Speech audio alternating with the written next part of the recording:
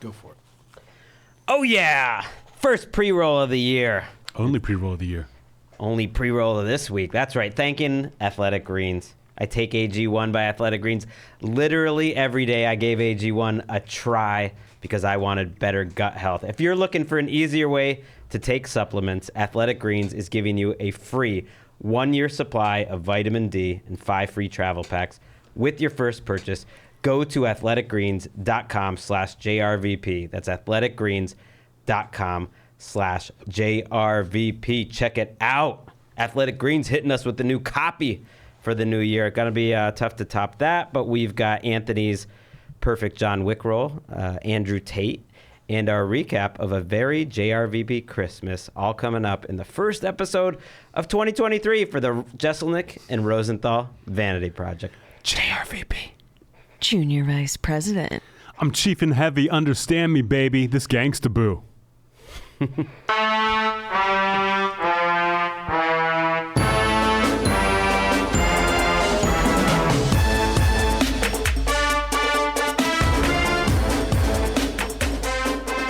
you know where my quote's from? It's from Gangsta Boo. It's from Gangsta Boo.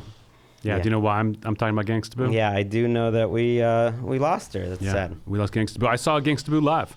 I remember it very well because I went to go see Run the Jewels, Gangsta Boo. I was introduced to Gangsta Boo. I know she was in 3 6 Mafia. I was not a part of that Memphis hip hop scene, but you weren't part of it. Yeah, I wasn't into it. You weren't a fan. I wasn't into it. I was like, oh, you guys do your thing. Enjoy it, Memphis. I'm gonna sit over. They here. didn't allow any Cardigan Boys into that crew. Maybe that's why I wasn't a fan. If they'd all been Cardigan Boys, I would have been happy. But I went to see Run the Jewels, and I brought some friends, and this girl, like a friend of a friend, came. And she was like, oh, Gangsta Boo, I love Gangsta Boo. She's opening. And I was like, yeah, she's in one of the songs. She's like, yeah, I love this one song of hers. And then we get to the show, and the friend walks up to me and goes, I'm like getting drinks. And she goes, Anthony. And I'm like, yeah. And she's, where them dollars at? I'm like, what? She's like, where them dollars at? And I was like, all right, fuck you. Like, I'm not paying for your like drinks. I just met you tonight. And I like walk away. And she's like, no, that's the name of Gangsta Boo's song.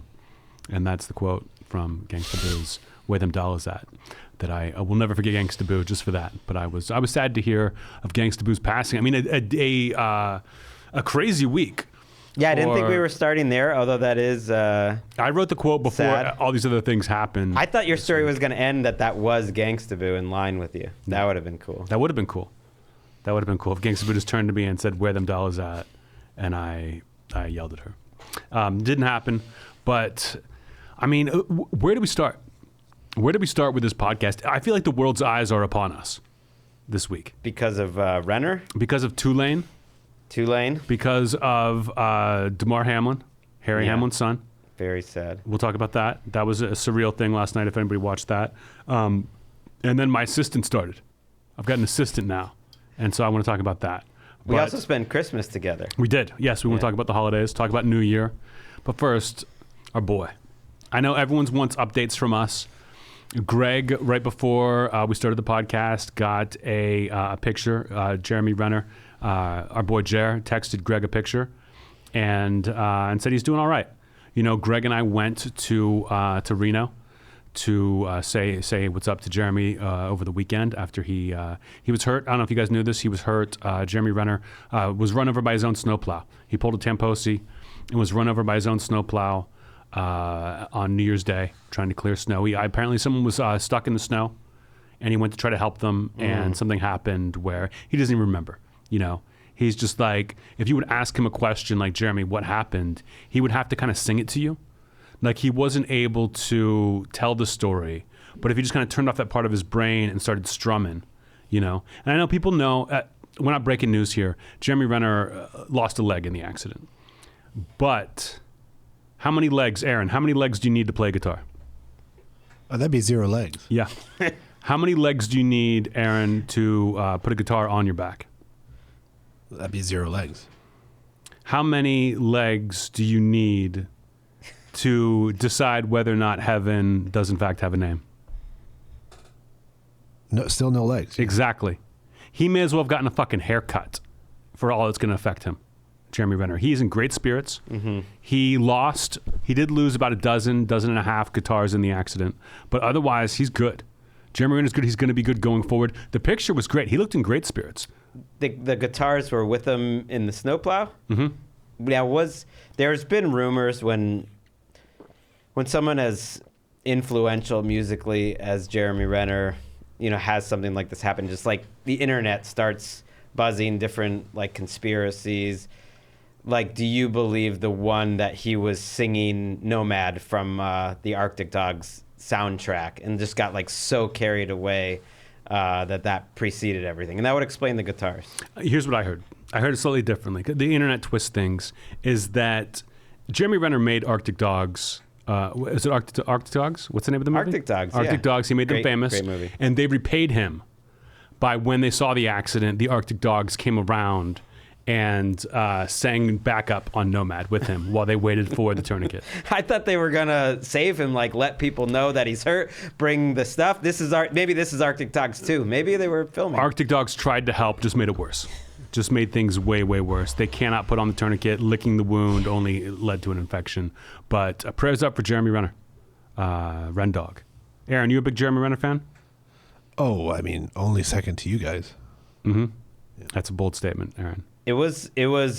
I'm not gonna say there's never a good time for Ren Dog to have an accident like this, but it didn't hurt that my family, was in Tokyo. So I had all my time and energy to give to Renner. Your family says they were in Tokyo.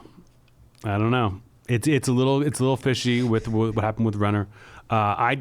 Listen. Here's how good a person Jeremy Renner is, and we're not making fun of Jeremy Renner. We feel terrible. We are in the Rennerverse. We love Jeremy Renner. If I'm driving a snowplow and I see you broken down the side of the road, that's where you die. You're going to freeze to death. Jeremy Renner stopped, got out, cut his own leg off for the people, for the ticket buyers. It was kind of like a, what was it, Wind River? It's a Wind River situation, if you've ever seen that movie. Aaron, you ever seen Wind River? Yeah, good movie. Yep, great movie. I love that movie. It's a Wind River situation.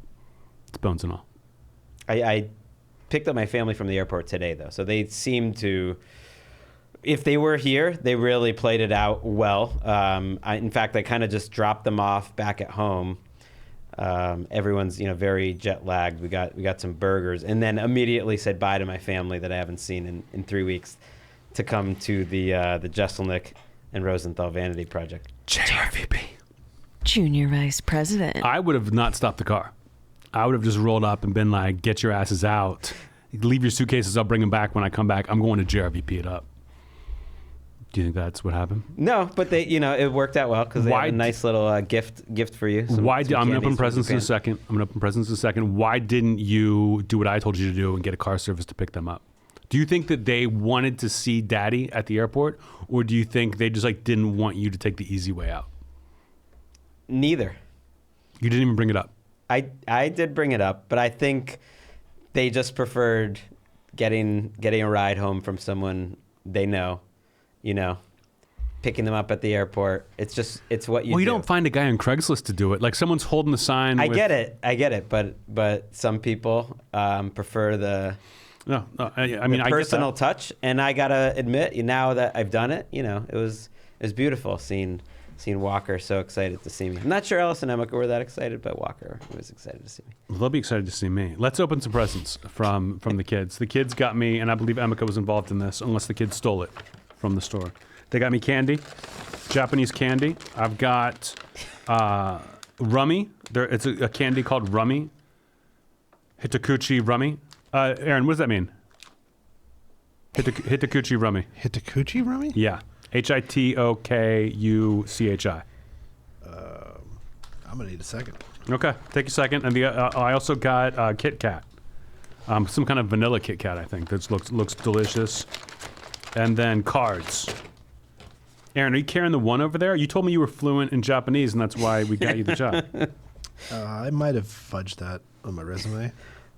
Okay. You could tell Aaron really missed Anthony, but Anthony even more missed Aaron. Like, these 2 weeks were tough on you guys. This little budding bromance here. I've been texting Aaron nonstop from a Renner's hospital bed. Hitakuchi means bite, by the way. What does rummy mean? Because there's grapes. There's grapes on the cover. Take a bite. I'm not going to open them yet. Maybe it's like little rum. Maybe it's made out of pieces of your dog. It's possible. That would be fucked up. But the kids made me cards.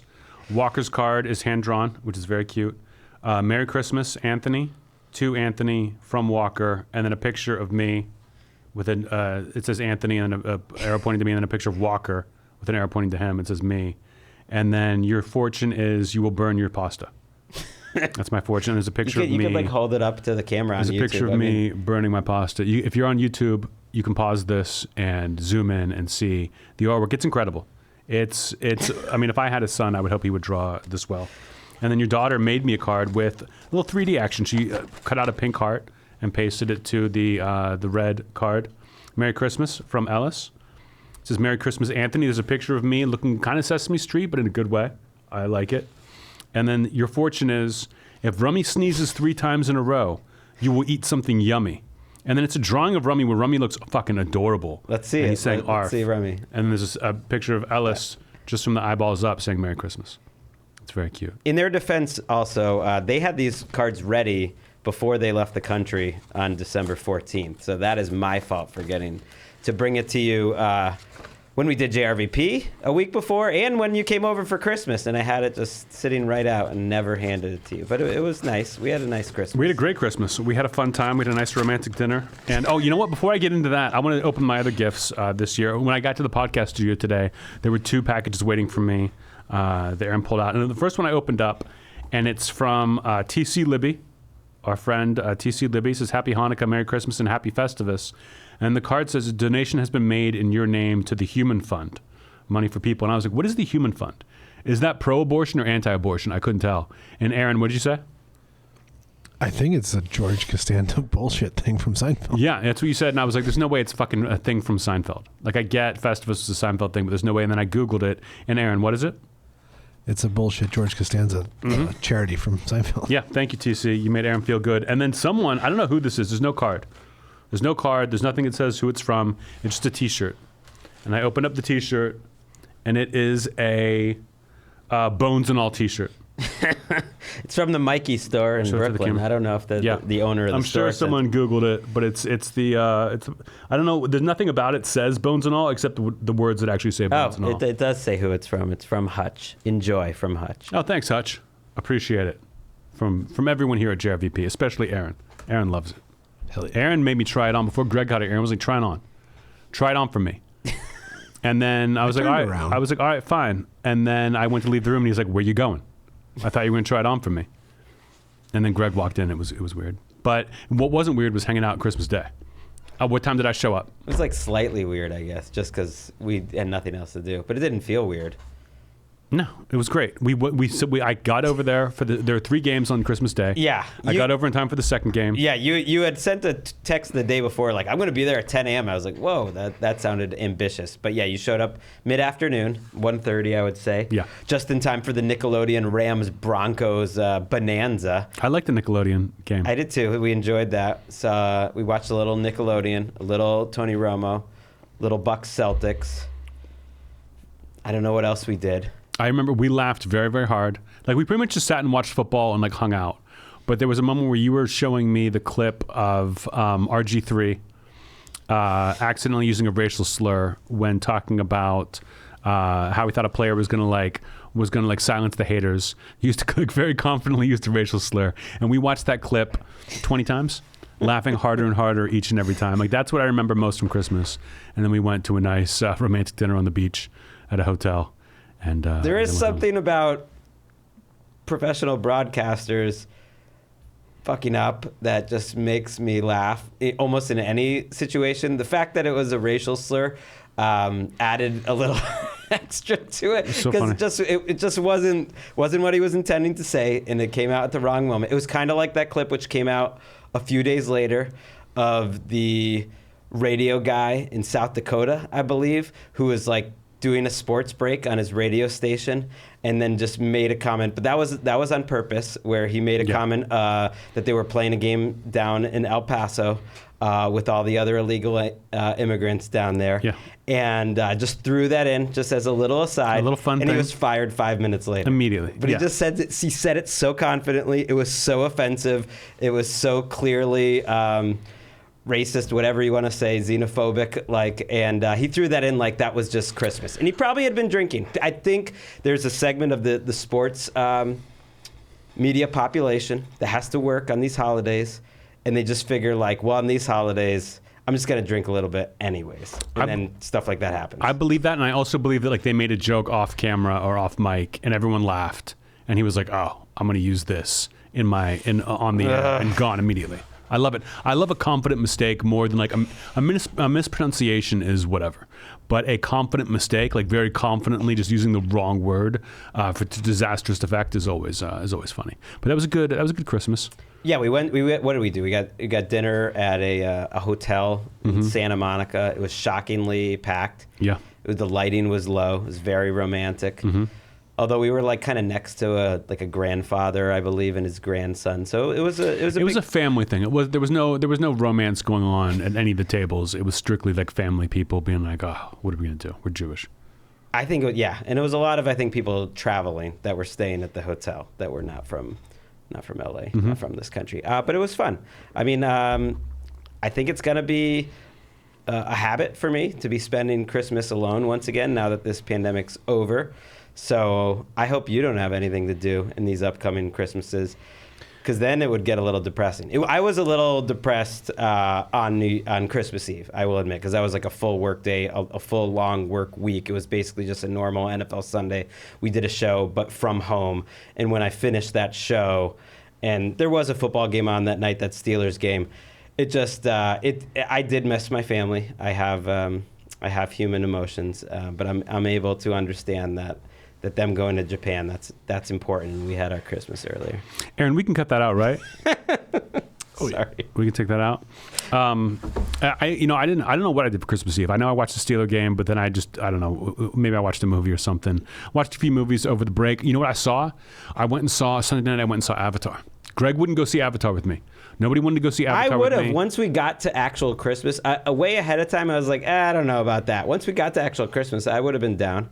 Yeah. But then you weren't down anymore. No. It was long. It was long, but I ended up, I was like, no one wants to go see it with me. Liz was like, I don't care. I don't want to see the movie. I'm like, Liz, you're coming with me. Sunday night, 10 p.m., we're going to see this movie. And I loved it. I was like, it's going to be 3 hours, but even if it's like bad. Aaron, have you seen Avatar? I have not. No. So I'm like, it's going to be a visual feast. I know that.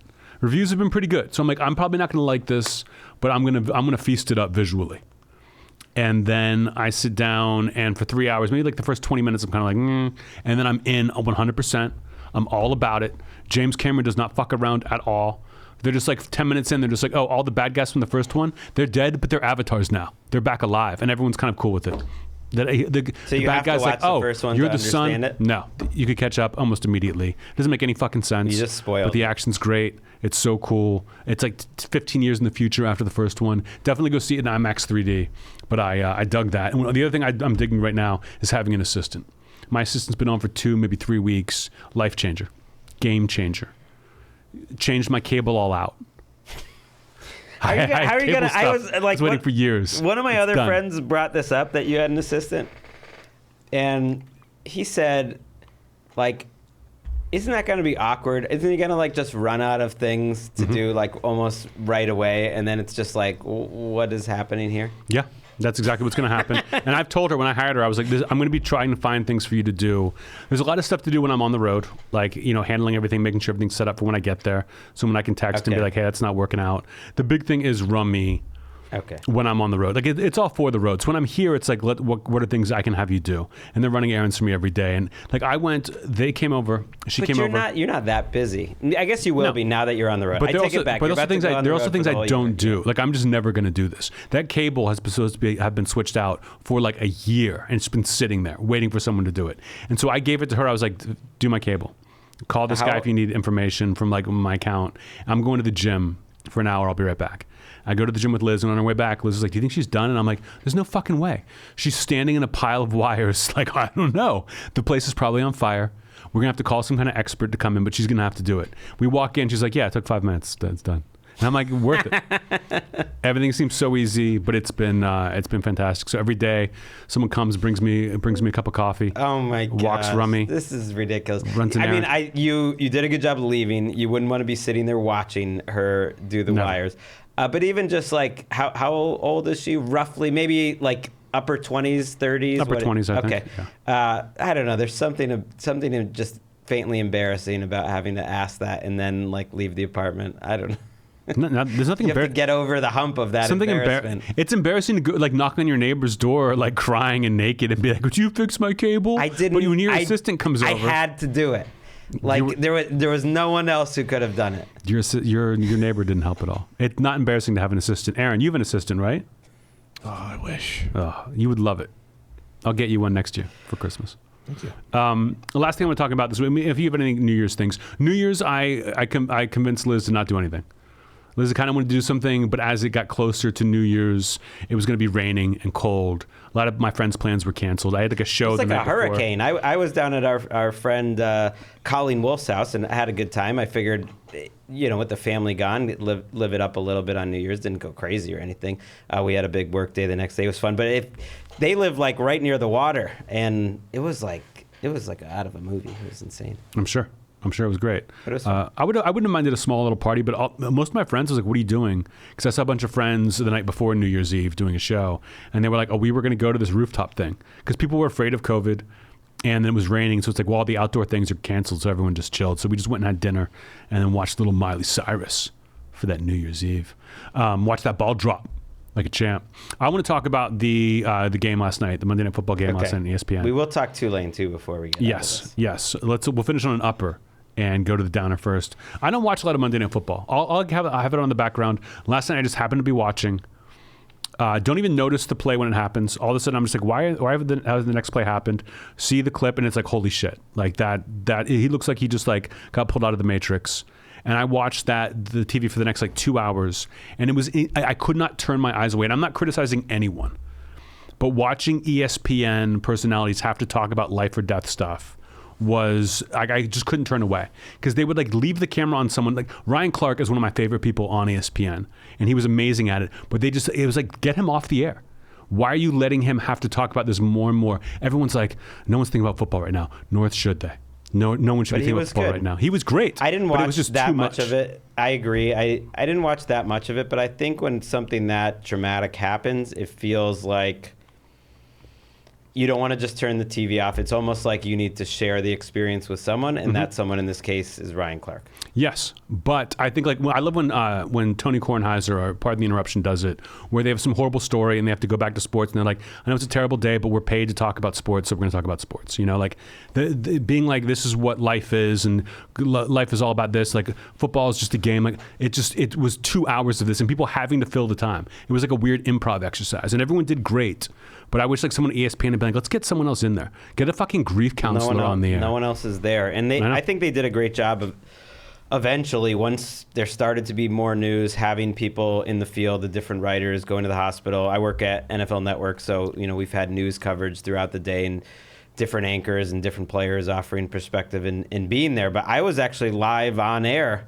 I was that person in the UK. Now it's the middle of the night there, but I have a job with Channel 5 in the UK every Monday night. It's me, Maurice Jones-Drew, and Kirsten Watson is our host, and we do the pregame, and then we also do the halftime and postgame, but we also are on in between every single break in the action, because they don't have commercials there. We filled the commercials. And so essentially, once he got hurt, we were those people, because they weren't going to cut it to ESPN. Occasionally, we would throw it back when they had Joe Buck on and they were showing scenes from the field, or they had a split screen. But we were spinning our wheels like that and talking for 20 to 30 minutes. After that, we got off and we threw it to like local coverage, and then eventually came back and said goodbye when the game was suspended. But yeah, it was a lot of different ways of just saying like, this has never happened before, and this is horrible. And there wasn't that much. We got Maurice's perspective sort of on as an ex-player, and tried to like be as empathic and compassionate as possible, but I've never seen anything like that. And we heard from a lot of people who appreciated it just because it was so traumatic to see, but it was also hard to understand. Like, we're watching it on a second monitor. I didn't necessarily have all the information that ESPN was getting, and we're just spinning our wheels. So that was a challenging 30 minutes. I will never forget that. What do you think of the Skip Bayless thing that's happening now? I mean, just the fact that it's ridiculous and it's stupid, but it's also like, why is that the huge focus? Why like? It's like people who don't like Skip Bayless. 'Cause if you don't, Skip Bayless tweeted out. You need to focus on something, so people just, it's good to be angry at someone for something. People really want to be angry at the NFL, and there's certain things you could talk about, but it's just like, you want to do something for him too, which that part is good. Like, a lot of money has been donated to millions of charity. dollars, There's a lot of people doing it in a positive way. To me, that would be like a negative way. Just ignore that troll. I didn't think it was even a troll. It was like it was tasteless in that it was like the guy's still down on the field, but people are still thinking this in the moment. It's his job to be a sports guy. That I thought people piled on, rightly so, but let's get Bayless live. I'm not a fan, but I'm not a hater either. Yeah, it's tough because you don't want to do too much speculation, but yeah, it'll be Wednesday tomorrow, January 4th, and yeah, we're gonna have to start. We'll do our podcast tomorrow, but also the NFL. I'm just curious, like, we just have to see how it's all gonna move forward, because ultimately, like, football will be played again, and like the previews of all these games are gonna be coming up soon. Like, it's I don't know, but nothing's ever happened like this. I think this is kind of the worst thing that you could ever imagine with football. Look, if the NFL can survive someone taking a knee during the national anthem, they can survive this. But our football tale today is about Tulane. Tulane played on Monday, played USC. I had it on the background. I had to go to the gym at a certain point. I wasn't gonna be able to watch the whole game, and we're getting killed. We're down like 14 almost immediately. I'm like, oh, I can't believe we had friends who went down there and watched the game. They're getting within striking distance. I think before I leave, I missed the whole fourth quarter, and then came out and saw they had one of the greatest comebacks of all time with 16 points in 4 minutes, including a safety. That's unbelievable. It's more an embarrassment for USC than it is like a huge thing for Tulane. Oh, it's a huge thing for Tulane. Come on, Anthony. Yes, but it's USC must be gutted. Like, get rid of your program. Get rid of it. Lincoln Riley, gotta go. Give us your money, USC, that you're spending on football. I saw some stat today that USC spent $31 million on their football program last year, and Tulane had only spent $5 million. It's like, we're making our money count at Tulane. It was incredible. Like, it's one of the most amazing comebacks ever. I sent you that little stat that teams were like 1 and 1,700 when trailing by 15 points with under 5 minutes to go, and now it's 2 and 1,700. Who was the other one? It was like a Texas Tech game from 3 years ago. It was beautiful, and like, it was kind of amazing. I was surprised how much Tulane showed out. I was going to say we showed out. We can say we for Tulane. The student they were winning the student section battle. Like, the place was going absolutely crazy. It was like half of the stadium was Tulane fans. There was not nearly as many USC fans, and USC couldn't have like messed that game up anymore. They had a Heisman Trophy winner who played absolutely incredible every second of the game and put up 45 points. And for some reason, in a big spot, they got nervous and they ran it a couple times when they were stuck on their own goal line. And Tulane got a safety, then needed a touchdown and timed it perfectly to score at the buzzer so that USC had no time left. It was the greatest moment, I think, in Tulane history. For sure. We went undefeated when we were there. You can't say it's necessarily the best team in Tulane history, but they never got to have this great moment against a superpower like USC in a New Year's Day, like, Power 6 bowl game or anything. They didn't get that moment. We had to play like BYU on December 16th in the Liberty Bowl. It was like no one gave a shit, but this is huge. Yeah. Tulane's coming for you. And yeah, I was getting texts from other people who are like alums, friends of ours are Tom Worsley, and remember Chris Van Slyke was texting with Connor. Yeah. Some of the idea was sort of like, oh, this is going to be so big for Tulane moving forward. Like, what a big... I was like, no, just enjoy this. Yeah, this is like once in the 30 years. It's probably not going anywhere. It's probably never happening again. He had to hit like 3 4th and 10s. All their best players are graduating. It's like, enjoy the Cinderella having their moment. Yeah, I agree 100%. Now, maybe a month ago, you and I and your wife went out to dinner, and you and I discussed getting a Tulane tattoo. Matching Tulane tattoos of the angry pelican, maybe without the little megaphone that says Tulane on it. Do you think we're closer or further away from that happening? I guess closer because they finished off the I don't think so. season. Okay. So you didn't get your Tulane fix and you're like, okay, I'm good. I I'm gonna love get a that t-shirt. logo. I'm all about just getting more tattoos in general. Mm-hmm. Maybe that's stupid. I don't know. I don't think so. I don't think so. Aaron, if we wanted to get a tattoo in the studio and paid a tattoo artist to come in and tattoo me and Gregg while we did the podcast, can we make that happen? Sure. That's not like a health code violation?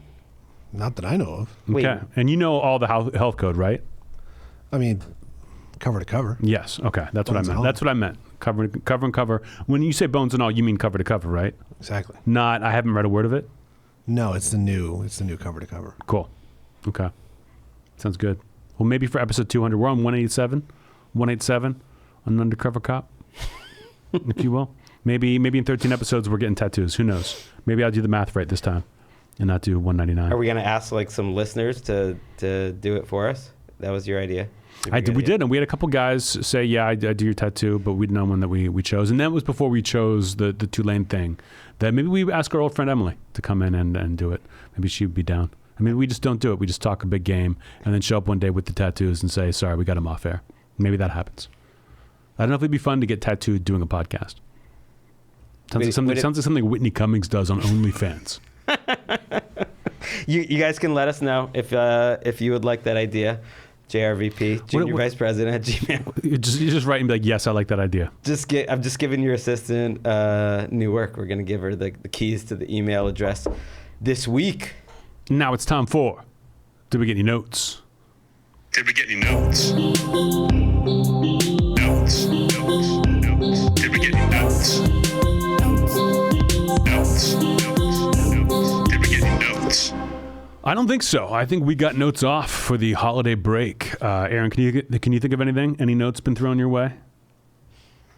Just don't take breaks, I think, is what the fans would say. Yeah. They would have liked the our Christmas podcast, I guess, if we'd done a podcast. But Aaron wanted to be with his family. Gregg and I were here. We were ready to go last week. And Aaron's like, "I'm not coming. Yeah. I'm busy." I guess you mentioned to me like the idea of me trying to pitch a perfect game before I hand over the controls. I am on the soundboard today. It might be the last day. I didn't do the prep work to get Aaron the sound, so I'm doing it. And I'm pitching that perfect game. This might be, Gregg might have nothing to do with the podcast moving forward. Gregg is going to be handing off sound duties to Aaron in the coming weeks, maybe next week if he pitches a perfect game tonight, which he almost did last time. And then email duties. If you're emailing JRVP, Junior Vice President at gmail.com, that will now be read by my assistant, Miss Kim.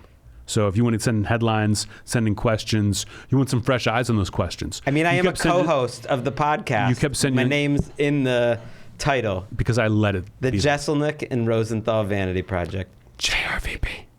Junior Vice President. Perfect game still intact.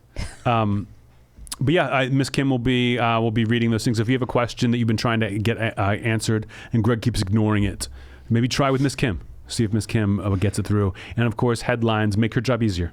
She's not paid a lot, guys. I barely pay her. She's doing this for the green card that she gets by marrying me. That she gets by marrying me and then doing this work for 10 years and then we can divorce and she can live here. She's from here. She was born and raised. But yeah, try to get that on. See what's up. Tell Miss Kim I say hello. And that was, Did We Get Any Notes? And that was, did we get any notes? Did we get notes? Did we get any notes? Did we get any notes? I'm doing some minimalist dancing on this episode. Just very little. You seem chilled out. I think you're in a good space. You've had a couple weeks off. You're about ready to go out on the road. I'm excited to hit the road. You seem I chill. leave. If you're in Spokane, I'm coming to Spokane this weekend. West Palm Beach next weekend. I know all the shows. I've got 4 weekends this month of shows, 4 straight weeks. Most of them are sold out. I think they've added a 6th show, a late show Thursday. And I've seen people on message boards and stuff say, "I love the podcast. I want to see the show. It's sold out where I'm coming." I get tickets that are like held for me, that in case I have friends or whatever want to come to the show, and then like a couple days before they'll ask if I want to release them. I always release them. So they're always, if you can't get tickets, let the club know. Show up day of. You will get sat. People will be around, but the ticket sales have been fantastic. I think hopefully it all sells out, and we add a bunch of shows, and everyone is happy. Did I say email corner? Because it's time for that. Email corner. Emails are a thing.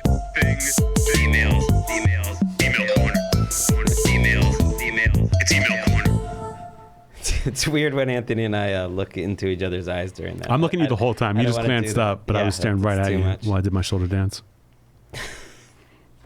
Emails are a thing, aren't they? They are a thing, man. Everyone knows that. Aaron, They're a thing. I could swear. thank you. Bones and all, buddy. Bones and all. Have people been spreading the bones and all throughout? Have you been? I know Gregg tweeted it for when Tulane won. Tweeted bones and all. And that Tulane Green Wave comeback was bones and all. I've heard from people on Twitter, some of the listeners, and yeah, you can get at us at JRVP Junior Vice President, singular, at gmail.com, have emailed us saying that they've been spreading bones and all around. It's taken off. It has taken off a little bit. And, you know, it's funny because Tulane fans have all been saying that comeback was bones and all, but USC fans say it's bones and all. Yeah, it totally was bones and all for that USC team. Bones and all for both sides, really. And isn't that what you want in a game of that magnitude? It's a classic. I'll wear the T-shirt right now. I have been waiting for you to give your little spiel about how emails are a thing. We still use them, but you're out of practice. You're not pitching a perfect game. I'm going to the first email. It's from Teddy. I thought you would. I thought this was like your job, your time to shine. Teddy asks, Anthony, you're a comedian with a confusing last name that people probably mispronounce all the time. True. If you were offered a role in John Wick 5, what would you like to do to assist Wick seeking his vengeance against the High Table? Would you be a silent assassin who succumbs to a brutal Wick beating, or would you rather provide Wick with some assistance as an arms dealer? Also, since Gregg's never watched the movie, you have to assign him a role, or else he'll be part of a roaming gang of football podcasters who get brutally pummeled by everyone's favorite assassin. Great question. Again, I love the John Wick movies. I reference them quite often. Aaron, you've seen all the John Wicks, right? Just the first one. No fucking way. Yeah. Dude, let's shut this down right now and go watch 2 movies that you're going to fucking blow your mind. John Wick movies are amazing. I love the first one so much. I was like, I would give anything to be in something like this.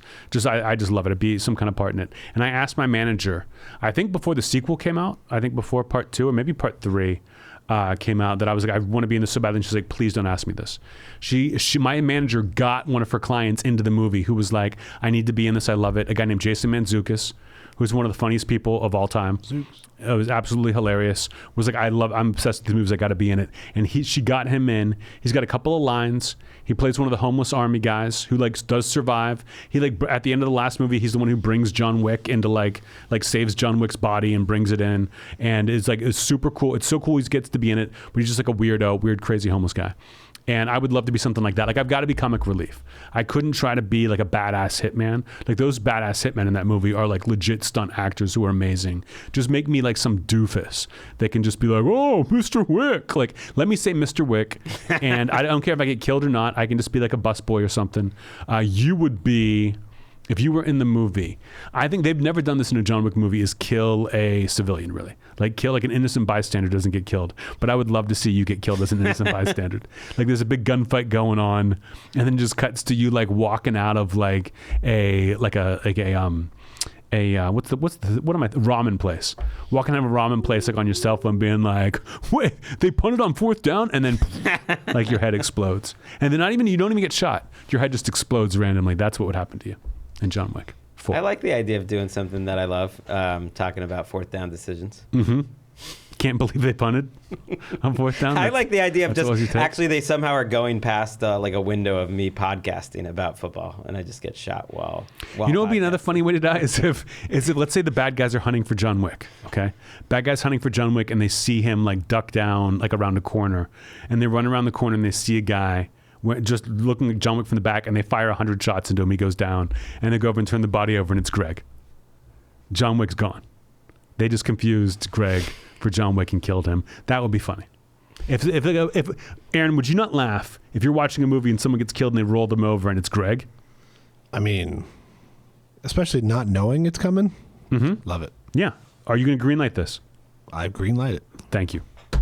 Our next question is from Gabriel Acosta. He says, with Jordan Peele directing 3 amazing horror movies and Zach Krieger writing and directing Barbarian, very good horror movie. That he's a comedian, Zach Krager. He was in The Whitest Kids You Know. He's a sketch guy. It looks like we're starting to see a trend with comedians or comedy writers successfully diving into the horror genre. What parallels do you see between comedy and horror that we're getting this more and more? And do you think you'd be capable of writing a horror movie? Great question. I love horror movies. I'm a huge horror fan, and I have noticed, obviously, Jordan Peele, Zach Krager. I think that they made me realize the parallels between comedy and horror, and most of that is audience reaction.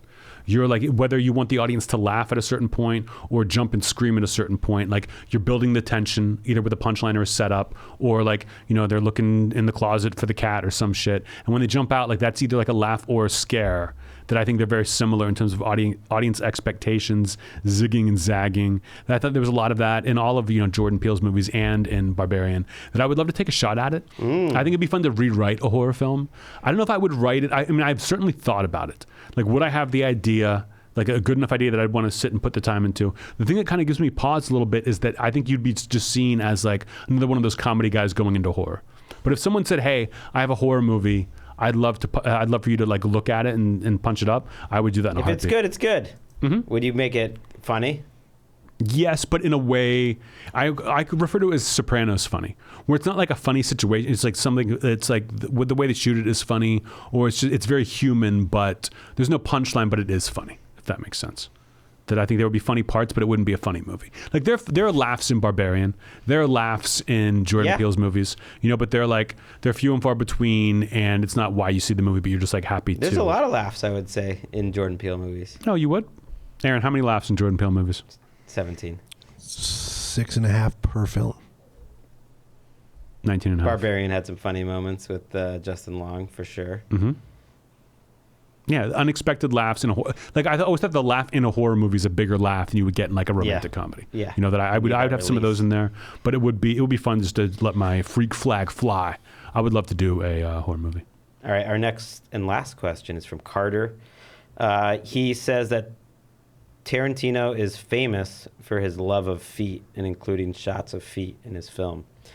Curious if you had a famous filmmaking career, what would be that one thing you included in all your films? Perhaps a sexual motif? Perhaps something you just wanted to include just for the hell of it? So you're saying the way in Tarantino movies, there'll be a shot of like, they're in the car and the girl's got her feet up on the dashboard and it's like a foot fetish dream. Like there's always some kind of shot where you're like, okay, there's Quentin being Quentin, as Aaron and I like to call it. It's like a little wink, like when Hitchcock would put himself in the background, like for a second. Yeah, have you thought about that? Like what you would do if you had a film, if you went auteur? Not before this. I think it would be fun just to hire like short people in general. I don't know, this is really a thing. Not little people, but just everyone like short. Me. I just think we're underrepresented, maybe not as much in Hollywood, but just like tall people, they have such advantages in their lives. Like you make more money, you get more jobs, this, that, and the other. I would just like be just all about short people. If you're over 5'7", you're not in the movie. So it's not just a movie about... they wouldn't look short because everyone would be short. So it's not just one movie about short people. It's all your movies are about short people. But there's not a single tall person around to give them scale. Because I was going to say you'd have to cast one tall person who wouldn't even be that tall, but would be normal height. This is why you're my AD. Their height is never mentioned. Mm-hmm. It's not a part of the story. It has nothing to do with the movie.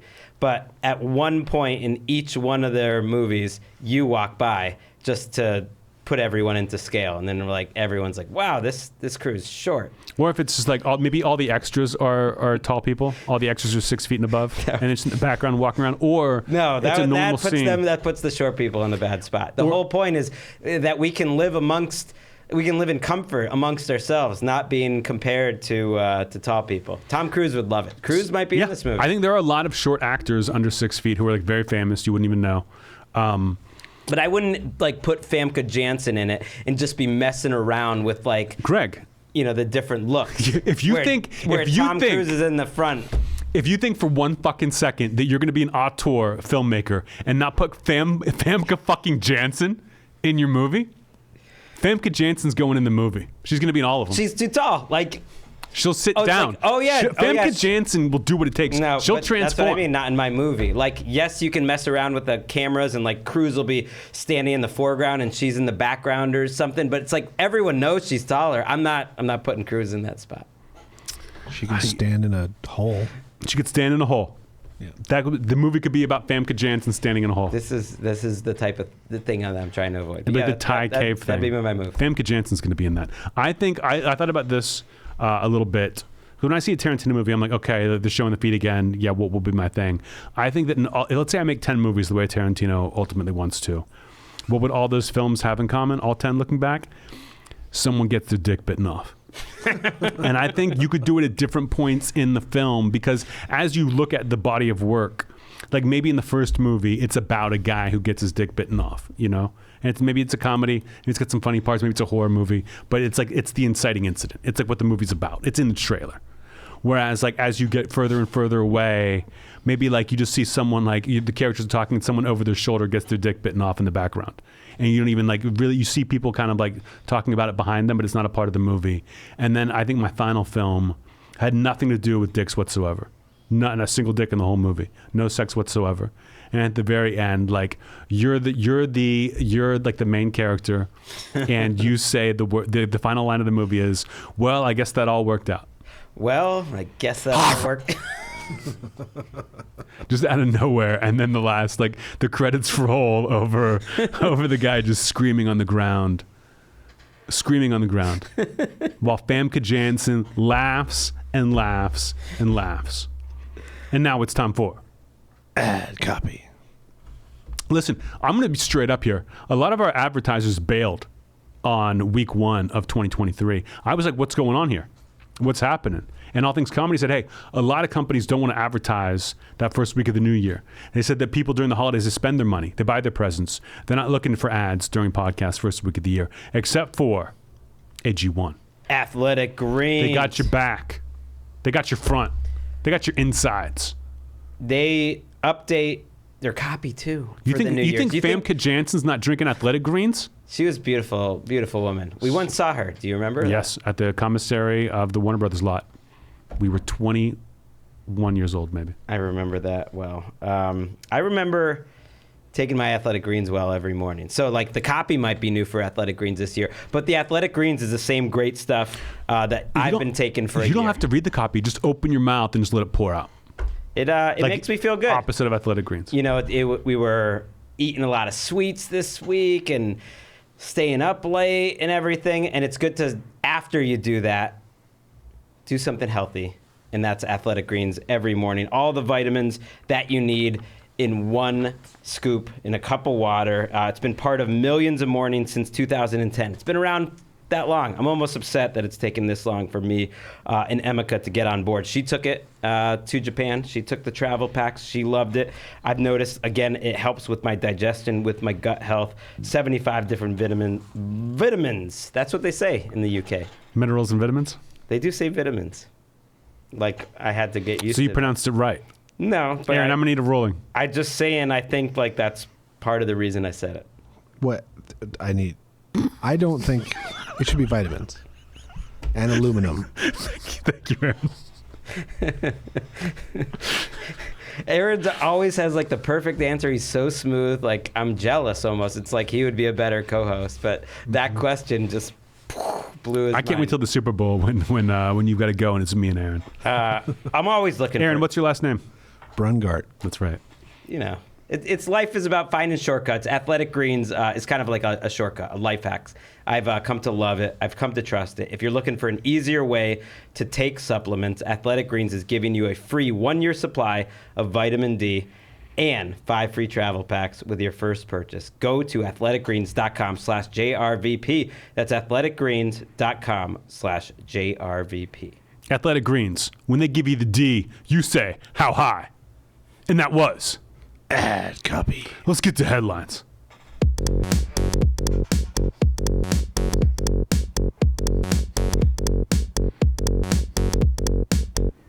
All right, we start our headlines with Andrew Tate.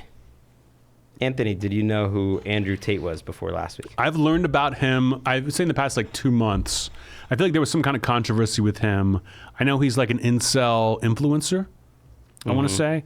He was a kickboxer. He looks like he's from the future. He sounds like a total douche. He's always smoking cigars. You remember that? Who's that guy? Dan Blitzerian or something? That dude who's like a billionaire who just like puts out videos of him with like 20 like women who could be models maybe on a bad day. And it's just him walking onto a plane. It's like he's like that kind of guy. Only he's They could be models even on a bad day? They could. What like, are they doing on a good day? If it was like, oh my God, the models aren't here. What are we gonna do? You know what? You'll do in a pinch. So yeah, I didn't know who he was, but yeah, he was a former kickboxer turned British personality. I guess he was kicked off their Big Brother over there. It has a social media following, influencer type. Was arrested in Romania on sex trafficking charges, an arrest that came swiftly after tweeting at Greta Thunberg, the young climate activist, and getting dunked on like he was Patrick Ewing. And Greta was Michael Jordan. This is hilarious to me. Hilarious because I think Andrew Tate is a complete and total loser. And the army of kids who were like following his every move. Like I think what I had heard was a few months ago, teachers were saying, parents, stop letting your kids watch this. Every like 12-year-old boy is just talking about Andrew Tate all the time. He's not a good role model. He just seems like a complete and total tool. But it's very funny to me to, he drives a luxury car, like a Lamborghini or some shit. He's filling it up with gas. And you would think like most Lamborghini owners don't like take a picture with it at the pump. You know, that's not when you're like psyched to own a Lamborghini. Takes the picture. I don't know if he's smoking a cigar in it, but he's filling up gas. And for some reason tags Greta Thunberg. And he said, this is like one of my 30 Lamborghinis. Yeah. Like why is, and I was like, oh, did she say something about him at some point? No. He was like, gotta CC Greta Thunberg on this. And she clapped back with something. She came back. She must have a team of people. No, who I don't know. I think she's naturally funny. I think she's young. They're good at clapping back. But do you think but look at all the shit she gets online. I bet someone's like, Greta, this douchebag just tweeted at you. Let's come up with a response. Other than like, she's not just sitting there on Twitter all day yelling at the haters. I don't know. That's not Greta's thing. Yeah, well, I'm sure she would. Greta's yelling at the sky, telling it to rain. Because millions of people were retweeting it and sending it to her. Yeah, but she quote retweeted it because he was saying how he hurts the environment and doesn't care about it. And her response was, yes, please do enlighten me. Email me at smalldickenergy@getalife.com. I think she wrote that. I could see it, but it is confusing. It's like, does Greta Thunberg have the small dick? Well, that's what he said. He did a whole video in response. I didn't watch the video. Saying that, and then he just spent the whole thing being like, that's your email address. Why are you revealing that you had a small dick? It was the worst comeback. Has Andrew Tate ever been funny? Like, Aaron, you said you don't know anything about him. Has he ever like... Do kids think he's funny? Does he make them laugh? Talking about how like women are insects or whatever the fuck he does? No. I don't think so. Yeah, I don't think so. I think it's like... he's known as like the king of toxic masculinity. You know who I imagine him is kind of like Dave Portnoy, but like a British athlete. You know, the guy who runs Barstool. He seems to me like, I'd say like if Dave Portnoy and Andy Dick had a baby and the baby shaved its head. That's what he kind of reminds me of. Well, I don't know if he was even a good kickboxer, but kids love that. If you were like a fighter in some kind of way, I think he was. Then good. They'll listen to anything that you talk about. So he puts out the video. He puts out the video. She claps back, and a day later, he is arrested on sex trafficking charges. The tweets, they didn't have anything to do with it. People thought people wanted it to be that they saw the pizza and they went, but no, it was just perfect timing. Romania is aware of who's in the country. So dozens of American and British teens traveled to Tate's compound to attend his Hustlers University. And this has all like been advertised. Literally, it's on Google Maps because so many of these teens were coming from the airport and couldn't find where it was. And they just like tagged it Hustlers University so that they could find their way. And basically, they were like sending 18 and 19-year-old men mostly, men and women showing up there producing porn videos. There were groups like arriving throughout the week, sometimes many taxis per day, according to the reporting of the Times in London. And they were saying they were attending Hustlers University. It was supposedly going to be something that like helps you learn how to do money, but essentially it was just like a porn compound, and they were getting paid to like make porn with these women that they had there. Really? I didn't know about any of that. Neither did I until earlier today when I did some research for this. I just heard that he was like hitting on women. I had no idea about any of this part. I assumed from what I read that he was hitting on women online. He'd meet them, take them, and be like, "You're going to do OnlyFans now, and we get the money, or else fuck you." It's more or less what it is. Yeah, that's more or less what it is. But they bring in these. But they were also bringing in like guys, and they were claiming that like they're going to teach you how to like make money. And I think they do have like an online component of it where you don't have to be showing up or whatever. But in this case, like people, these men were showing up there, and the women, I guess, were already there. I think the women were local. I wonder, I mean, I don't know what he's up for. Like, if he gets convicted in Romania, like, what is he sentenced to? They cut his dick off. Because if they cut it off, that's mercy. You got to bite it off. And you got to take like 3 or 4 tries to get it there.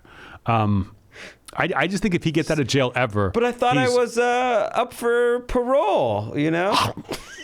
He's a million times more popular than he was before he went in there. Like, I see kids having the quote that he was like, first they hate you, then they arrest you on a false charge, and then they kill you. And you're like, Andrew Tate, you're not that important. And I think his whole message is women suck.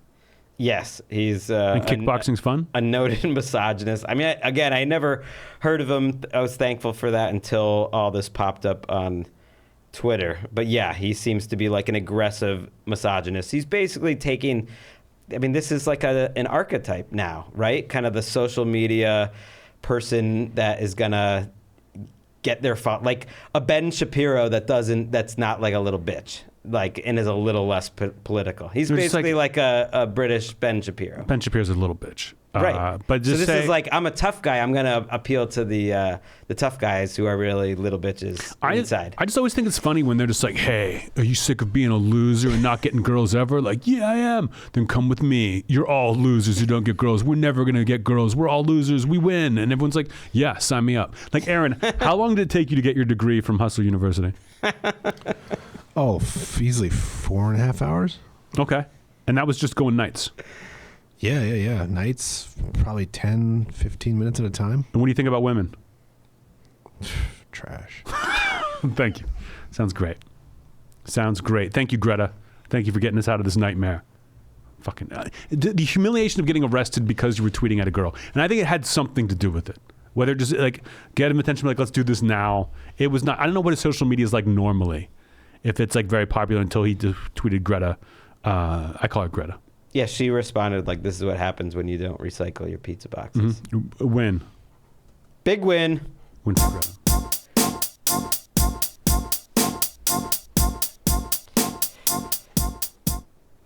The suspect in the stabbing deaths of 4 University of Idaho students worried his family with bizarre eating habits, according to a relative. I did not know about this story until the eating habits thing popped up. Apparently a student, it was a grad student, a 28-year-old, killed 4 University of Idaho students, I believe in their beds. Allegedly. I've been following this since day one. Okay. Because this is something that could have happened to us at Tulane for sure. Okay? It's like there's a house with a house off campus where it's like all students all live in the area. And I think I want to say it's like a 4-bedroom place. And there are it's like girls live there. A couple of their boyfriends are over. And 2 of the people are upstairs in their rooms passed out. And these 4 other kids come home. Somebody random comes in, stabs them all to death in their own beds, like goes from room to room. A little bit of a struggle. The other roommates don't wake up. They wake up the next day at like noon. And are like, wait, they haven't gotten out of bed yet. Like, let's call our friends over, and then realize what's happened. They can't believe they slept through it. There's no suspects whatsoever. They can't find anything for weeks. It's crazy. How do I not hear this story? I read about it every day. Like 4 students, they couldn't find anything, and they're looking for a car. They'd find a suspect and then be like, oh, it's not him. How'd they get home that night? It's not the Uber driver. And then finally it's this guy who, and if he did it, and I assume he did because he looks creepy as shit, and he went to grad school for criminology like 10 miles away from this kid. Like the campus he went to was right next to theirs. That he like wanted to know what it was like to kill someone because he was so obsessed with the criminal mind that what would happen and could he get away with it, that he went and just killed 4 people at random, and then took off and was living at his parents' house So I don't know what the fuck this whole weird eating habits thing is, but I just want to talk about how bonkers this is. Yeah, the eating habits thing seemed like the most frivolous story. Clearly, people just want updates from this story. And the eating habits I was like, okay, what is it? What are the eating habits going to be, like cannibalism or something? And it was just like an aunt saying like it was above and beyond being vegan. He basically was vegan. He's like his aunt and uncle had to buy new pots and pans because he wouldn't eat anything that had ever had meat cooked in him. That was what the whole story was based on. It was like, that's every vegan. Okay, I'm the aunt. Tell me that my nephew just murdered 4 people and got caught after a week-long manhunt. Are you the aunt of Richard Koberger? I'm Richie's aunt. Yeah, I hate to break it to you. We're gonna have some questions for you. He's being investigated in the murders of 4 University of Idaho students. He always ate the weirdest stuff. Yes, that's interesting. But I'd like to just know more, just what he was like, if there had been any indication of what he was, as a nephew. What was he like? He ate weird. Shouldn't have gone back. One more. One more question. Is there like any? He got me there. I mean, the first time around, by the way, I knew something was coming. This is why the YouTube show is good, because Anthony suddenly got a twinkle in his eye about 5 seconds before he gave me the big old chomp. There was some fear, apparently, according to the aunt, I guess, that if he let himself taste meat once, that he'd become addicted to it. He'd pull a raw? Like, yeah, that he'd be like, it'd be like heroin, and that he would start killing and eating people. He'd get the hunger. Right, the cannibalistic urges. Look, that's bones and all. This dude's bones and all, like straight up raw bones and all. This makes me not trust anyone who studies criminology. No one. Most cops you meet, or like a lot of lawyers studied criminology. That like if I was in college and someone's like, oh, I study criminology, get away from me. Get away from me. You're a weirdo. You're like into true crime a little too much. There's people who like their true crime and they watch their 2020 and their Dateline, and then there's people who are just like way too into it, like get little like souvenirs and shit. That's what criminology students are to me. They're all fucking weird. There is criminology student from Hustler University, double down. There is something weird about it. Like there's a Rachel Cusk quote, which I always remember, that people give themselves away by what they notice in other people. And I think that's true in this case. It's kind of like there's a lot of cops who I think are interested in criminality, like, or at least just like interested in that world. Like there's like a thin line let me sometimes be on that side between the cops and the other side. Yeah, let me be a Dexter. They all want to be Dexters. All those criminology students. I don't trust them. Get them out.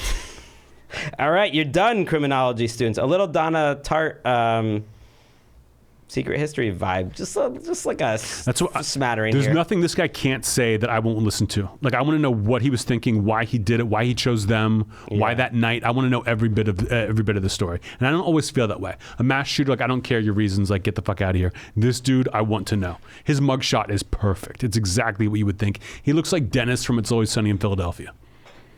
Don't know. Aaron, back me up.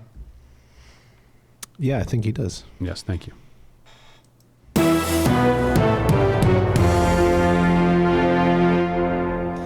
The most popular headline in our email account, JRVP Junior Vice President, no S. I don't know why I'm saying it so many times today. At gmail.com. At Gmail. Why do you keep saying no S? Are people like trying to email us? I don't know. It just occurred to me this week that I never say that, and like that would confuse me, because there are 2 vice presidents, not just one. I know you'd like to think there's only one. We're not vice presidents. That's not why we say junior vice president. We don't have to say our title after each one. Why would we both be? Who would be above us then? Who would be the? I don't know. That means there would be vice presidents and presidents above us, and junior presidents probably. It's just a nickname. It's like are all the Washington Commanders really commanders? No, they're just nicknames. There's got to be one of them. A lot of commanders in Washington. Like I said, everyone sent us this headline. It was about a medical practice in the UK, like 50 people that made the classic mistake of sending out a group text to the wrong numbers. Except in this case, instead of telling their 8,000 patients Merry Christmas, they told them all that they had an aggressive form of lung cancer that had spread. I love that those buttons are right next to each other. That's so funny that they would have the two. I wonder if was there a guy? It's just one button. Was there a guy who like actually had aggressive lung cancer that they were performing and it got mixed up? I mean, clearly they were sending it, I assume, to one person. It was to ask them to fill out a form for terminal patients. That is really sad to think about. But yeah, that said you had an aggressive form of lung cancer that's spreading. And instead, they sent that text to 8,000 people. Okay, you know, that makes more sense than your results are back. Cancer. Aggressive cancer. Like, they're not informing them they have cancer. They treated them as if they had already found out. I don't know. The actual test does... Why would it have that many details in it that you have an aggressive form of lung cancer that's spreading, and so here's the form? I don't know what doctors are all about over there in England, but I would think that if someone has an aggressive form of lung cancer, you call them up first. Well, maybe they weren't answering. I was thinking that too, but maybe they just couldn't get in touch with them. How fast you got to fill out that paperwork? People are getting back to you when you're a cancer doctor, and you're like, oh, your lungs? Well, let's take a look. I'll call you tomorrow. No one's like, hey, you just text me. It's fine. Send a group text. And how many people of the 8,000 who got it were like, oh no, I have cancer? Because that thing, remember like a year or so ago when Hawaii had they got the text alert saying like, there's a missile coming in seconds, like say goodbye. Yeah. And everyone lost their minds. Like, I get why they lost their minds. Like, what do you do? But if someone was like, you have cancer, I'd be like, I'm the kind of guy that when my fire alarm goes off in my building, I wait it out. You know, I'm not like running to the steps. I'm like, give me 10 minutes of this and maybe I'll go somewhere. But I'm not going down the stairs again when it's like, oh, no, it's fine. So I would not even believe a aggressive lung cancer text. That's too bad because you've been, helped by a fire alarm. Didn't it go off in our apartment back in college? No, if it had gone off, it wouldn't have burned down. That's a good point. Why do I remember that so poorly? Well, you remember the opposite. We were sitting on the couch for a long time. So to answer your question, yes. Everyone freaked out. Not everyone, but the people that CBS News spoke to. A lot of people freaked out. One lady was calling immediately. The phone number was just busy, and she only lived 2 blocks away.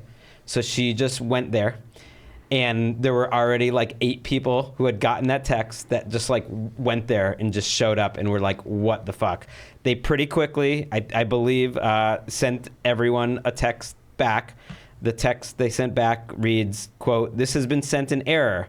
Our message to you should have been read, we wish you a very Merry Christmas and a Happy New Year." And that's it. It would have been better if they'd been like, we meant to say, Merry Christmas, have a great New Year, get your lungs checked. It was just a warning of what could happen to you. But there was like a line. That would be a scary line to be in.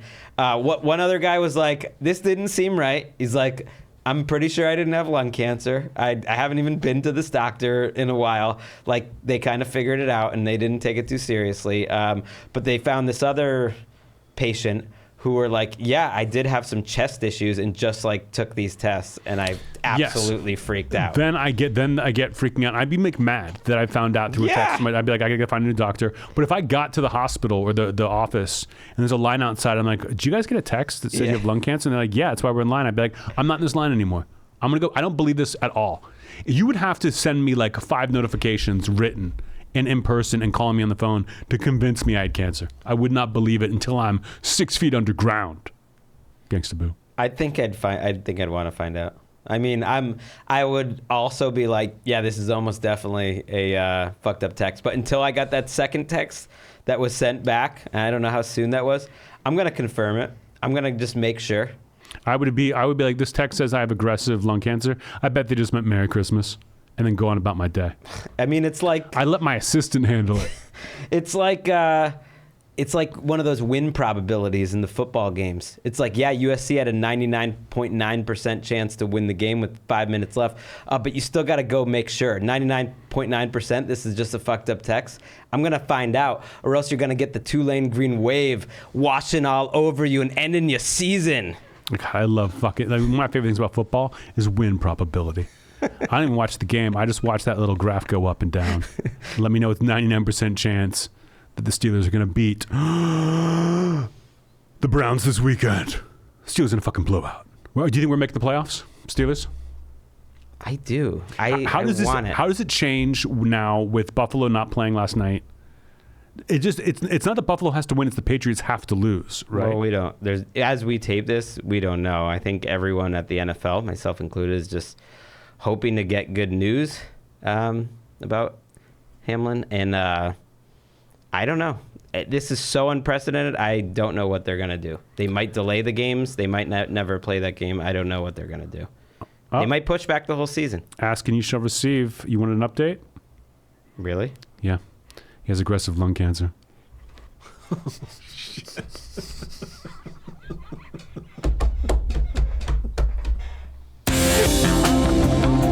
Last headline. I'm not even connected to the internet. Finally in the news, the largest satanic gathering in history is set to take place in the only city that makes sense for the largest satanic gathering in history, Boston. Get ready for SatanCon. It's so funny to me that they picked Boston. New Orleans, maybe they do it every year in New Orleans and they're over it. Because Boston is like, you're going to just get in fights the whole time. I guarantee there are like some wicked pisser Boston dudes who just put their hats on backwards, grab the baseball bat, and go looking for anyone with a piercing. And listen, I'm all about SatanCon. Because you were in New York during SantaCon, right? The SantaCon days. Is that still a thing? It is. I was there for the start of SantaCon. I saw it grow. Aaron was fucking conceived during SantaCon. It is a plague on society. It started fairly disorganized, I remember. But yeah, I was living like in the East Village as that shit started popping up, and it was just like a little thing, and then it started growing, and then suddenly 3 or 4 years in, there were fucking Santas being bussed in, and everything was organized, and that was a day that you would just try to avoid. Oh yeah, I remember just like one day seeing some Santa guys going out drinking. I was like, that looks annoying. And then like 2 years later, it was like all these videos the next day of like 2 Santas fucking behind a bar, and like people wanting to end the tradition altogether, and Santas puking everywhere, Santa fights. That I hated it, but I would have loved. I mean, if I saw 2 Santas fucking behind a bar, that would be a little more festive than the asses I saw. I watched the video. Oh, okay. It was good. I mean, it's from far away, but it's still 2 Santas fucking. It's fun. So SatanCon, and yes. Is it a drinking thing, or is it like? Or it's a convention to talk about Satanism? Yeah, it is. So sorry, Mom, for the swearing here. She's still a big listener. Happy birthday, Debbie. Happy birthday, Debbie. Thank you for wishing me happy birthday on my birthday. She did. She's got 3 sons now. And I'm 2 of them. Wait, did we even talk about your birthday on this show? I'm losing track. No, I don't think we did. Look at that. Yeah, we fucked up. Aaron, did you wish me a happy birthday? I did. Thank you. I mean, we did tape, yeah, I think right before it. Wait, did you text me? I texted you a gif of Steve Harvey riding a dolphin that's farting rainbows. And I didn't say thank you? I remember the gift now. You did. Oh, okay, So I did. It means the world to you. Okay. And I believed it. Yes, thank you. Yeah, I got a lot of texts on my birthday. I tried to get to them all, but some get lost, which freaks me out. But I had a great birthday. So SatanCon, maybe you could celebrate there. It's in late April, but they say it's going to be the largest gathering. It's going to be a weekend of blasphemy and remembrance in Boston.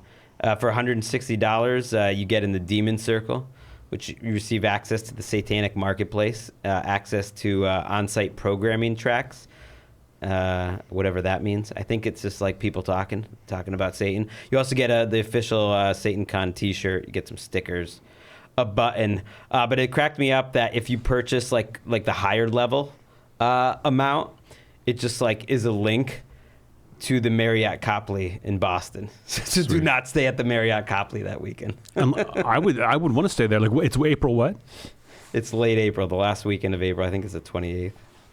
I mean, listen, I would go. I would 100% go. And if SatanCon people are listening to this podcast, and you should be if you're SatanCon diehards, hire me to come and do something there. I'll do whatever you want. I will moderate your discussion. I will just fucking sit up on the top of a fucking like pillar and rain down golf balls on all the Christians. I'll do whatever. I would love to be involved in some way. And if this was in LA, I would be there 100%. I would wait out the night before and hang out. It sounds fun as shit. You seem like this is not a bit here. No. You're not rothing it up. SatanCon is fun. Like they're not like, oh, the tenets of our religion. They're just like, let's rock. We are our own gods. Satanists are cool. I guess I need to find out more. They do have a website. Satanists don't worship Satan. Yeah, but like a conference room and talks, that doesn't sound fun in any scenario. So maybe it is just hanging out, because I actually didn't see anything specifically about hanging out in a conference center or whatever those are called. I bet they have events during the day. That doesn't sound fun. There's events, no matter there's what. a party, and then there's like an after party or something every night for 3 or 4 nights. Party. I would love to go to any of that stuff. Well, I had on an episode of the Jeselnik Offensive, we did Satanism, and I talked to a guy who was like a leader in the Satanic Church, and then we had like a bunch of extras come, and I did like a show for Satanists, and they were the coolest people. They were just like, if you walked by a bar and saw a bunch of Satanists hanging out, you would go into that bar and drink yourself silly. Guaranteed. SatanCon. Get at me. And now it's time for Recommendation Station. That's our new thing. That's my new thing. I read one new book already. I got my 2023 books I've read this year doc going, and I finished my first book last night. And that's what your recommendation station is? No, I've still got a couple left from last year that I've got to dip into. I'm gonna go first. 2023. I always let you go first, kind of give you some rope to hang yourself with. But I am going to go first today. I read a book a few weeks ago called Sugar Street by Jonathan D. I believe it was shortlisted for some awards, some prizes, maybe won something. It's basically about a guy, a really great book, a short read, a quick read, a guy who commits a crime. Like against some of his friends, he's got to go into hiding. He gets some money. He gets like, let's say a couple $100,000, and he's got to go into hiding. And he knows he can't, he's screwed now. He's going to get caught eventually, but he's got this couple $100,000 to do something with his life. And he's kind of like hiding out in some small town, trying to get away from it. So it's very like, you're kind of just with this guy, but who's kind of stuck in a room or stuck in this town. But it's fascinating to watch his mental degradation, if I'm using that word correctly, which I almost guarantee I am not. And the ending was fantastic. I liked it a lot. That's Sugar Street by Jonathan D. If you liked Paradise, a book Gregg and I both recommended last year, the toxic masculinity is strong with this one. But he's almost trying to be a good guy. He's trying to be woke, but he's toxic mask. Sugar Street by Jonathan D. I wasn't sure if I was on board till the Melchior comparison. That's author. I think you would like it. Okay. I like it. You have too many good books that you know what's crazy? Before you even I saw your top 10 list of books you read this year, and I'd only read like 2 of them. I'd only heard of 2 of them. Where are you getting these books, bro? Well, one of them I'm recommending right now. Okay. Thank you. It's Sisters by Daisy Johnson. One of the last books of the year that I read, so I snuck it in. It was pretty much the same list that I said on JRVP with 2 differences. I think I snuck 2 late ones in. And it's almost like you get to spread out the love. And this is one of them, Sisters by Daisy Johnson. It was from 2 years ago. So it's not a brand new book, but it's not old. She's a British writer. It kind of reminds me of Shirley Jackson, We Were Once Living in the Castle. Mm-hmm. Do you know what I'm talking about? It's kind of spooky. It's very dark.